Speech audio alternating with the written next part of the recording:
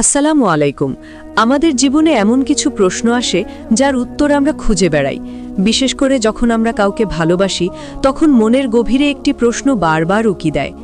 এই মানুষটিই কি আমার জন্য নির্ধারিত? সে কি আমার নসিবে লেখা আছে? আমরা মানুষ, ভবিষ্যতের পর্দা ভেদ করে দেখার ক্ষমতা আমাদের নেই, কিন্তু মহান আল্লাহ তাআলা মাঝে মাঝে তার বান্দাদের প্রতি করুণা করেন। তিনি বিভিন্নভাবে আমাদের ইশারা বা সংকেত পাঠান, আর তার মধ্যে একটি শক্তিশালী মাধ্যম হলো স্বপ্ন। আজ আমরা এমন কিছু স্বপ্নের কথা বলবো যা আল্লাহর পক্ষ থেকে একটি ইতিবাচক ইঙ্গিত বা ইশারা হতে পারে যে আপনার ভালোবাসার মানুষটি হয়তো আপনার ভাগ্যেই লেখা রয়েছে। তবে আলোচনা শুরুর আগে একটি কথা পরিষ্কার করে নেওয়া দরকার। এই আলোচনাটি কোনো নিশ্চিত ভবিষ্যৎবাণী নয়, বরং কিছু সম্ভাব্য ইশারা এবং ইসলামিক দৃষ্টিকোণ থেকে তার ব্যাখ্যা। চূড়ান্ত জ্ঞান শুধুমাত্র আল্লাহ তাআলার কাছেই রয়েছে। প্রথম স্বপ্ন, পবিত্রতা ও নূরের স্বপ্ন। এই ধরনের স্বপ্নগুলো অত্যন্ত শক্তিশালী এবং ইতিবাচক বলে মনে করা হয়। ১. পবিত্র স্থানে কাউকে দেখা। আপনি স্বপ্নে দেখছেন আপনি এবং আপনার পছন্দের মানুষটি মক্কার কাবা শরীফ তাওয়াফ করছেন, কিংবা মদিনার মসজিদে নববীতে একসাথে বসে আছেন, বা অন্য কোনো পবিত্র স্থানে ইবাদত করছেন। কাবা শরীফ বা মসজিদে নববীর মতো পবিত্র স্থান আল্লাহর রহমত ও বরকতের প্রতীক। এমন স্বপ্নে কাউকে সাথে দেখা ইঙ্গিত দেয় যে এই সম্পর্কটি হয়তো আল্লাহর রহমত প্রাপ্ত হতে পারে এবং এতে দ্বীনি কল্যাণ নিহিত আছে। এই স্বপ্ন মনে এক ধরনের শান্তি এনে দেয়। 2. নূর বা আলো দ্বারা পরিবেষ্টিত দেখা। আপনি স্বপ্নে দেখলেন আপনার পছন্দের মানুষটির চেহারা থেকে নূর বা উজ্জ্বল আলো বের হচ্ছে, অথবা সে একটি আলোকিত স্থানে দাঁড়িয়ে আছে যেখান থেকে স্নিগ্ধ আলোকরশ্মি ছড়িয়ে পড়ছে। ইসলামে নূর বা আলোকে হেদায়েত, পবিত্রতা এবং আল্লাহর সন্তুষ্টির প্রতীক হিসাবে দেখা হয়। স্বপ্নে কাউকে এমন উজ্জ্বল ও ইতিবাচক রূপে দেখা ইঙ্গিত করে যে তার মধ্যে ভালো গুণ রয়েছে এবং তার সাথে আপনার জীবনও হয়তো আলোকিত হতে পারে। 3. একসাথে আল্লাহর ইবাদত করা। আপনি স্বপ্নে দেখছেন আপনারা দুজন একসাথে নামাজ পড়ছেন, কুরআন তিলাওয়াত করছেন বা আল্লাহর কাছে দোয়া করছেন। এই স্বপ্নটি অত্যন্ত শুভ লক্ষণ। এটি ইঙ্গিত দেয় যে আপনাদের দুজনের মধ্যে আধ্যাত্মিক সংযোগ রয়েছে এবং এই সম্পর্কটি আপনাদের দুজনকেই আল্লাহর কাছাকাছি নিয়ে যেতে পারে। যে সম্পর্ক আল্লাহর স্মরণের মাধ্যমে তৈরি হয় তাতে বরকত থাকার সম্ভাবনা অনেক বেশি। দ্বিতীয় পর্ব, বন্ধন এবং সুরক্ষার স্বপ্ন। এই স্বপ্নগুলো সম্পর্কের গভীরতা, নিরাপত্তা এবং ভবিষ্যতের প্রতি ইঙ্গিত দেয়। 4. শুভ্র বা সবুজ পোশাক পরিহিত দেখা। স্বপ্নে সাদা বা সবুজ রঙের পোশাক দেখা অত্যন্ত ইতিবাচক। সাদা রং পবিত্রতা, সরলতা এবং শান্তির প্রতীক, আর সবুজ রং জান্নাতের পোশাকের রং, যা শান্তি, সমৃদ্ধি ও বরকতের ইঙ্গিত বহন করে। আপনি যদি স্বপ্নে দেখেন যে আপনারা দুজন বা আপনাদের মধ্যে কোনো একজন শুভ্র বা সবুজ পোশাক পরে আছেন, এটি একটি ভালো লক্ষণ হতে পারে। 5. একে অপরকে সুরক্ষা প্রদান করা। আপনি স্বপ্নে দেখলেন যে আপনি কোনো বিপদে পড়েছেন এবং সেই মানুষটি আপনাকে উদ্ধার করছে, অথবা সে আপনাকে কোনো ক্ষতি থেকে রক্ষা করার জন্য ঢাল হিসাবে দাঁড়িয়ে আছে। এই স্বপ্ন ইঙ্গিত দেয় যে বাস্তব জীবনেও সে আপনার জন্য একজন রক্ষা কবচ এবং সহযোগী হতে পারে। বিয়ে মানেই তো একে অপরের পোশাক এবং সুরক্ষার মাধ্যম হওয়া।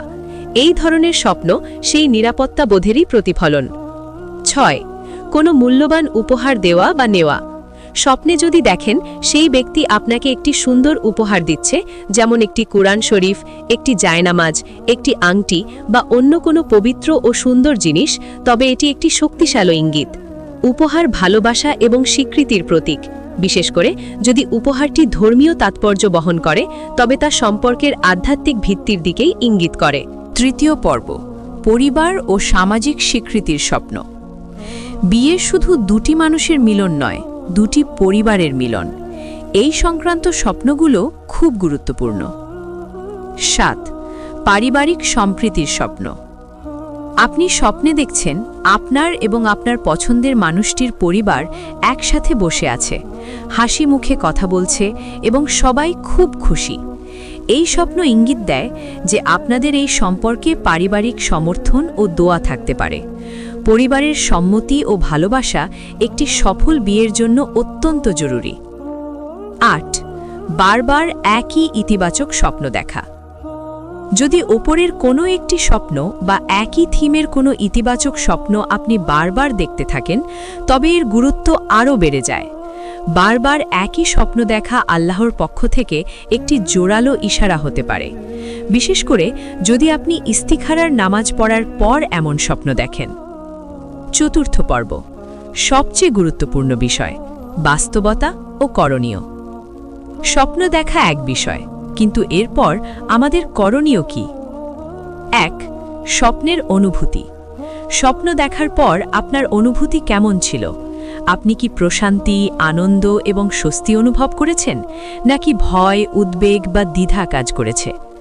আল্লাহর পক্ষ থেকে সত্য স্বপ্নের পর মনে এক ধরনের অনাবিল শান্তি অনুভূত হয়।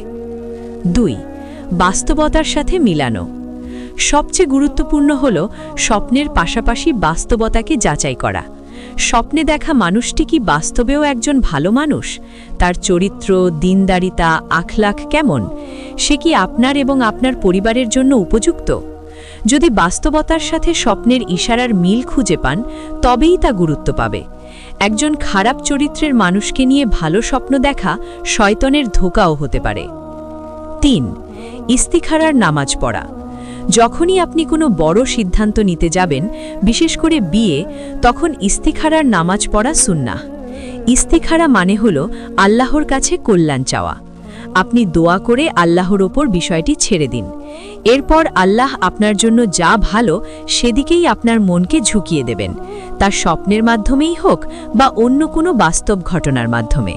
4. গোপনীয়তা রক্ষা করা। আপনার ভালো স্বপ্নগুলো সবার কাছে বলে বেড়াবেন না।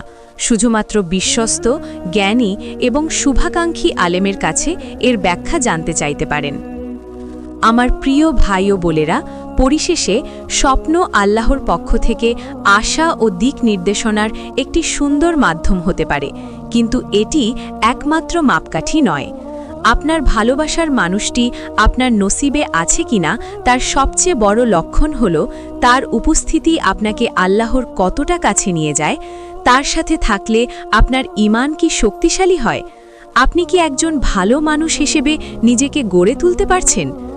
স্বপ্ন দেখুন, আশা রাখুন, কিন্তু সবচেয়ে বেশি ভরসা করুন মহান আল্লাহ তাআলার উপর। তার কাছেই সমস্ত জ্ঞান এবং তিনিই সর্বোত্তম পরিকল্পনাকারী। দোয়া করুন, চেষ্টা করুন এবং বাকিটা তার উপর ছেড়ে দিন। তিনি আপনার জন্য যা নির্ধারণ করে রেখেছেন তাই আপনার জন্য সর্বোত্তম।